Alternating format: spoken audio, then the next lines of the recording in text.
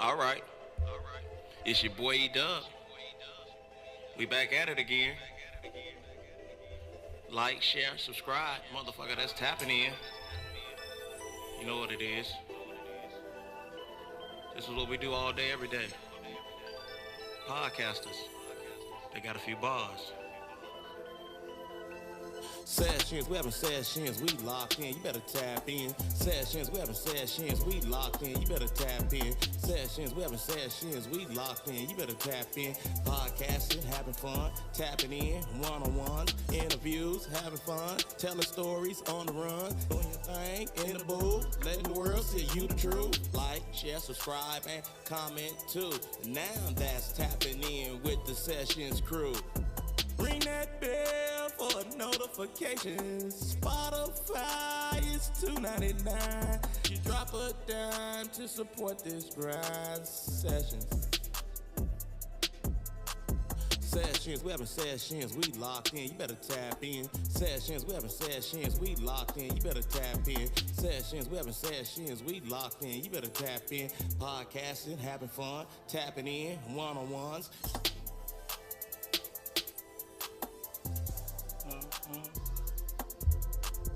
Sessions, we having sessions, we locked in, you better tap in. Hey. Welcome back to another episode of Sessions QC, the hottest podcast in the quad. Thank you for joining me on this live right now.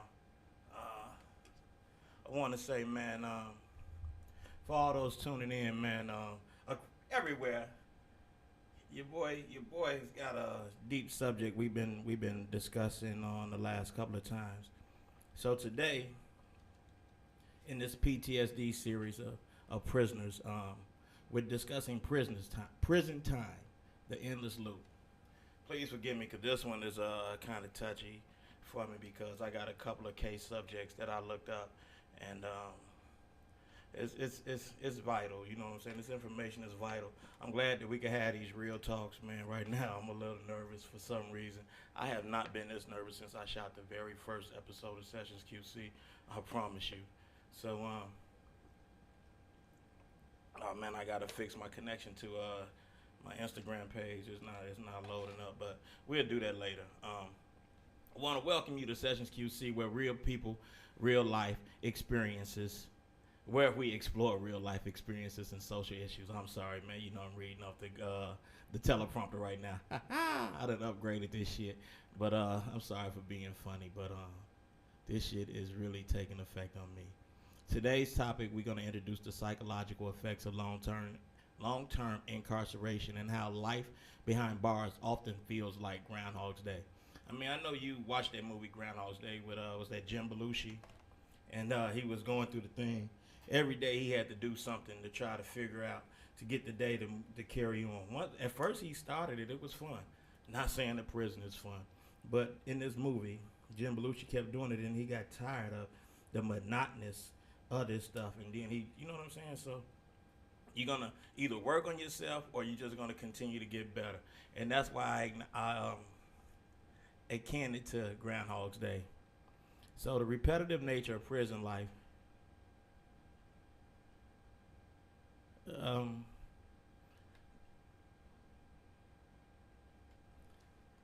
I'm sorry, this shit is really tight.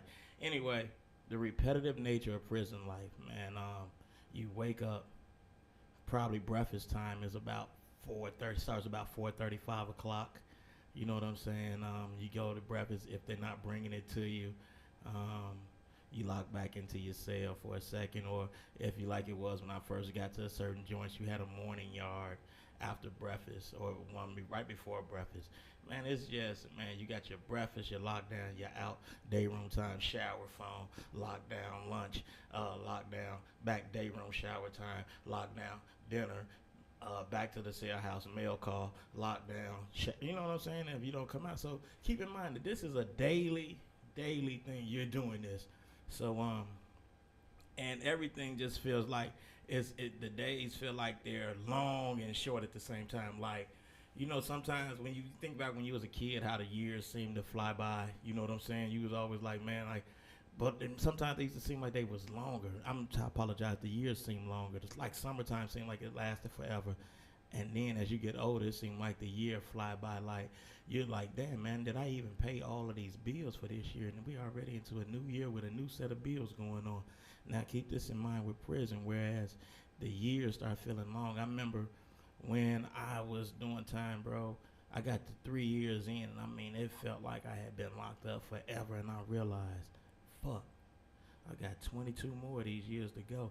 So this is not, you know what I'm saying? That shit gets unbearable.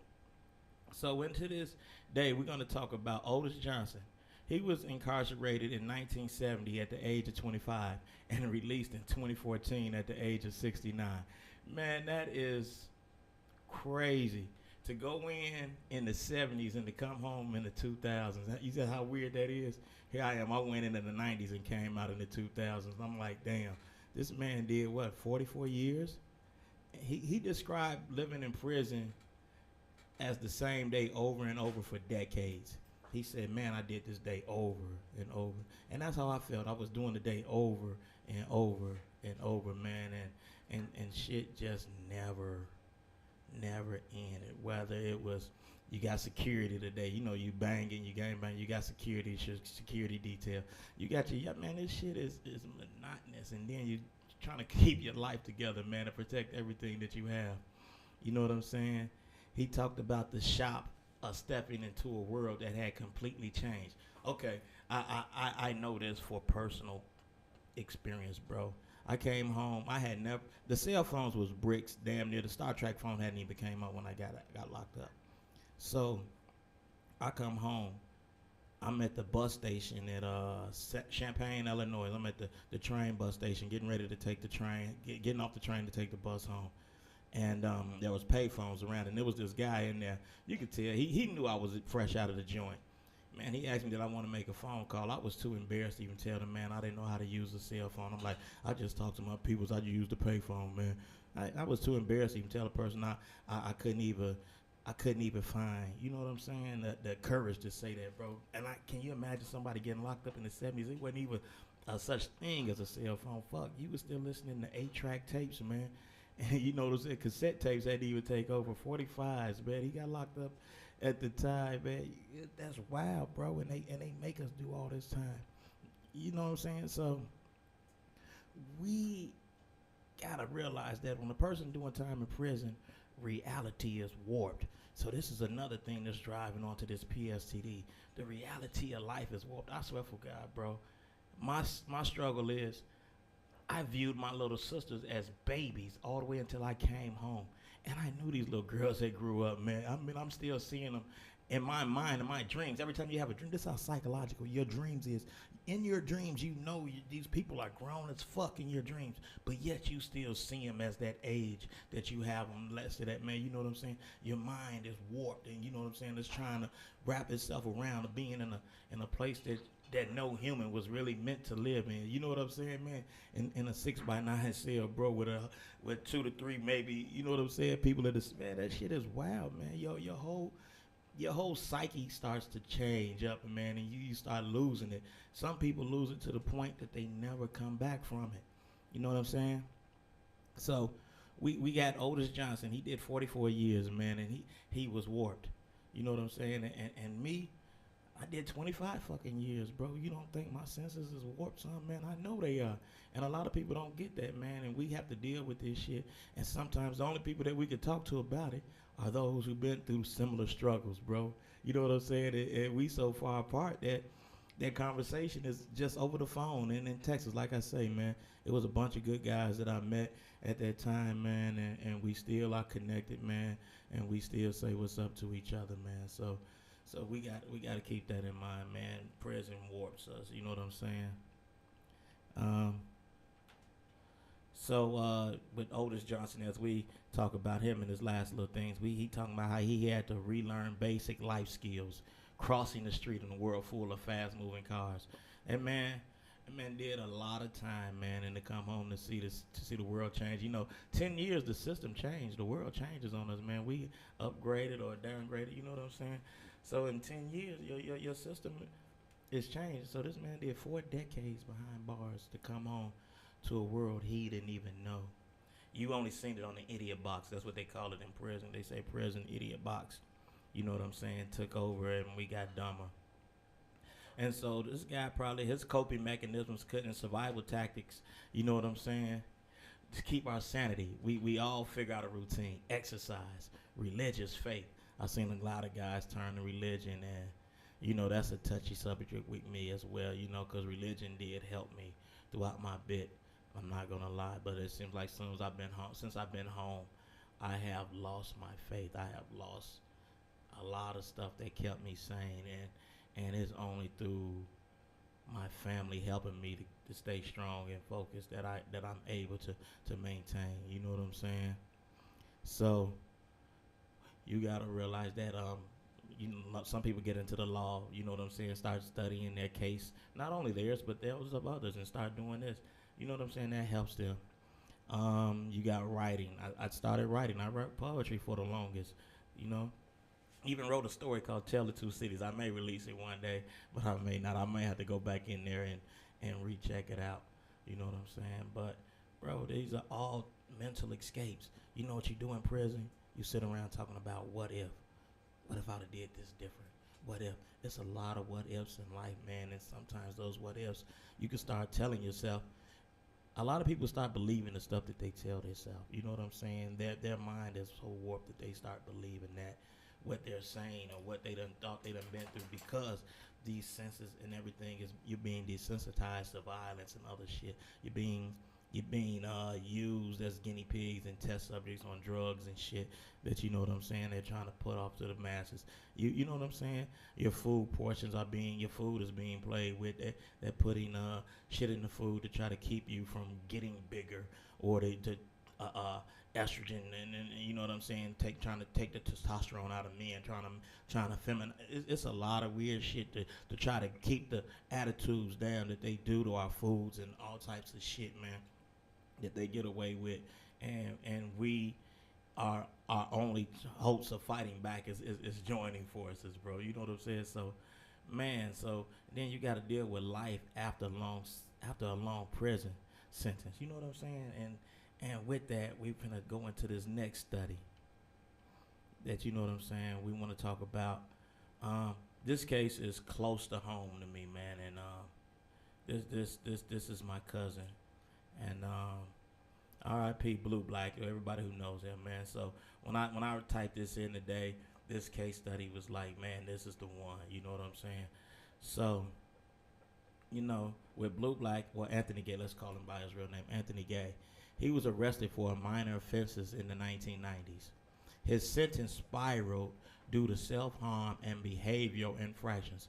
Now, he spent 22 years in solitary confinement behind this stuff, trying to get help for the trauma that he was fighting, and for whatever mental disorders that he may have had due to incarceration. Now, I remember hearing the stories like, man, you know, the first thing you know, they find out where you're from. Man, you know such and such, you know such and such.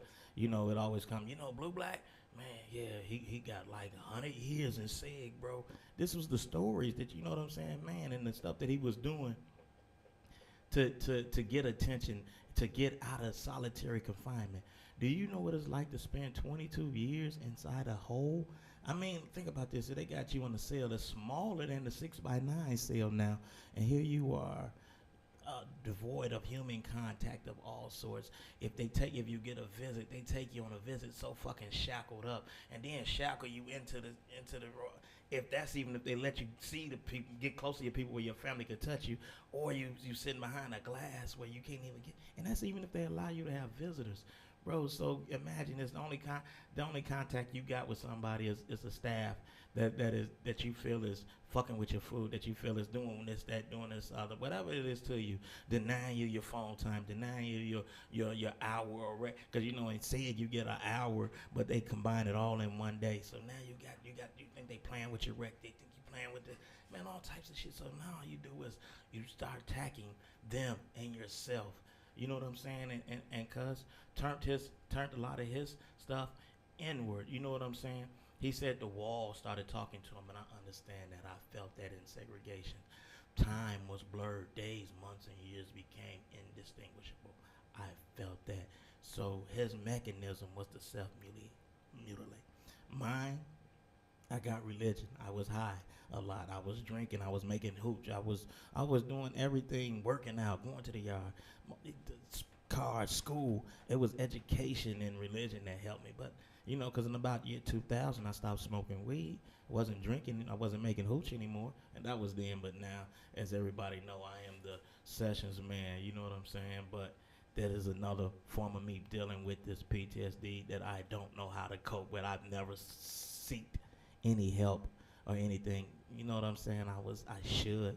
I know I should. We all know it. Looking at that mirror, you know what I'm saying? We tend not to, you know what I'm saying? It's easier to tell a motherfucker else, somebody else what to do, rather we want to do it. You know what I'm saying? So these long-term effects of institutionalization, that's where a person feels comfortable at home. And I knew, guys, I was walking the yard one time. Right before I came home, I'm walking the yard, and I hear these young guys talking. Now, I'm the old guy, you know what I'm saying? I hear these young guys talking. Yeah, man, I don't know why he do what he do. He ain't built for this. This ain't da-da-da-da. And I'm sitting around thinking, that's when the realization came to me, like, damn, who's built to live in these cages, man? You know what I'm saying? What human mind is built to be torn down and not built back up? And that's it, man. That stuff, the island of Dr. Moreau, this shit is real, bro. You know what I'm saying? So we know that this shit changed Anthony's brain. You know what I'm saying? You know what I'm saying? A lot of stuff, he said he felt like a time traveler. You know what I'm saying? From the past. You know what I'm saying? We gotta, he struggled to function. He came home and was locked back up. You know what I'm saying? Offered some stuff. The mistakes, and he still never got all the help that he rightfully needed. But he was reaching out to help others. That was the thing. Cuz was doing everything he could to help others, and he wrote his book, and he was speaking on tours, and yet they felt that he was such a danger to society and to himself that they locked him back up, and this time he didn't make it home. You know what I'm saying? That's fucked up. He didn't make it home, man. I mean, I'm grateful I made it home, but my experience and others' experiences is different, man. Some people make it home and still never make it home. You know what I'm saying? Because they never got the help that they needed. So we got to think about this, man. Anthony struggled to cope. Otis Johnson, he focused on meditation. Anthony used self-harm. Otis used exercise. Anthony, you know what I'm saying? His route offered no escape. He didn't see we call it light at the end of the tunnel. He didn't see any light at the end of his tunnel. Otis saw light at the end of his tunnels. You know what I'm saying? So this stuff is deep, man. You know what I'm saying? And a lot of people don't get that, man. And we are stuck here, you know what I'm saying, to reintegrate. Our families are stuck with reintegration of us, man. You know what they give us? The state of Illinois is a motherfucker. They give us $10 after they buy you your bus ticket, give you $10 and all your stuff until you make it. Don't come back. Ain't that some shit? Our senses is overloaded. You know what I'm saying? So, I mean, I don't be wanting to take up too much of your time. I'm going to expand this series and bring in other people so that they could tell their stories. You know what I'm saying? We're going to tell the real of prison and stop glorifying all the BS out, man. I was the man in there. I was this. You know what I'm saying? It was days that they struggled because when that mail call came and their name wasn't called, boy, you could see the change in attitudes, Jack. Or they got on their phone and couldn't make that call. You could see the change in attitudes and that stuff. That's where family come in this PTSD conversation. You know what I'm saying? So please, if you know someone is locked up, I'm not telling you to bid with them. I'm just saying make sure you reach out every now and then to make sure that they're okay, man. I don't do such a good job at it. I try to, but I don't want to be lost. You know what I'm saying? If I stay stuck back there, how will I ever survive out here, man? You know what I'm saying? So, we gotta learn about prison reform and mental health resources and help our people, man. We all need it, man. For whatever reason they are incarcerated, they do need that help. We also gotta, you know what I'm saying, support organizations working to help formerly incarcerated individuals to reintegrate. I got a partner by the name of Johnny Page. He works with a lot of. He works with that reentry programs. I'm trying to think of my brother name in the program that he does. I will be. I don't want to say the name and call out the wrong program, but keep in mind Johnny Page. He does his thing. I'm sorry, brothers, if it's forgetting me, if it's slipping right now, because I want to talk about more, but I will be reaching out to everybody, man. So keep in mind that this series of PTSD and prisoners is going to keep going, man. We're going to keep growing, and if anybody, want to tap in, you're welcome to tap in. I still haven't got the learning how to operate the chats and stuff, man. So thank you for bearing with me, you know what I'm saying, and listening to me for these few minutes. I gave y'all 20 minutes of my time, and you gave me 20 minutes of yours. I truly appreciate it, man. Sessions QC, the hottest podcast in the quad. Remember, tap the fuck in with your friends in jail, man. They need your help.